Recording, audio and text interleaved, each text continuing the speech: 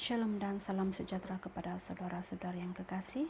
Renungan firman Tuhan hari ini saya ambil dari 2 Timotius 3 ayat 1 hingga 9. Tajuk dia, kesusahan itu tanda akhir zaman. Kesusahan bukan saja bahagian dari hidup manusia tetapi tanda dari akhir zaman. Itulah yang diungkapkan Rasul Paulus kepada Timotius. Ketahuilah bahwa pada hari-hari terakhir akan datang masa yang sukar. 2 Timotius 3 ayat 1. Kesusahan yang disebabkan oleh hati manusia yang jahat. Dalam Matius 24 ayat 3 hingga 14, Tuhan Yesus menggambarkan kesusahan sebagai tanda akhir zaman yang disebabkan oleh peperangan dan bencana alam. Namun saat ini kita akan memusatkan perhatian kita kepada apa yang diungkapkan Rasul Paulus kepada Timotius, kesusahan sebagai tanda akhir zaman. Mari kita simak kupasannya bersama-sama. Yang pertama, ada banyak hal yang menyebabkan kesusahan. Kesusahan yang disebabkan oleh dosa dalam Yesaya 40 ayat 2. Kesusahan karena kebebasan yang tak terkendali 1 Korintus 8 ayat 9. Kesusahan yang disebabkan oleh sesuatu yang kita cintai melebihi Tuhan. Matius 22 ayat 37 hingga 38.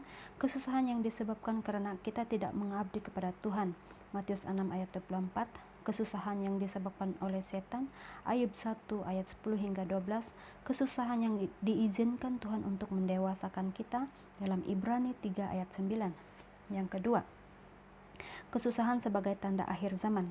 Kesusahan yang disebabkan oleh kepentingan diri sendiri, kesusahan yang disebabkan oleh kesombongan, kesusahan yang disebabkan oleh putusnya hubungan dengan sesama, kesusahan yang disebabkan oleh tidak bergairah pada hal-hal rohani, kesusahan yang disebabkan oleh sikap berlagak tahu, kesusahan yang disebabkan oleh sikap tidak mengenal Allah, kesusahan yang disebabkan oleh sikap mengutamakan kesenangan duniawi.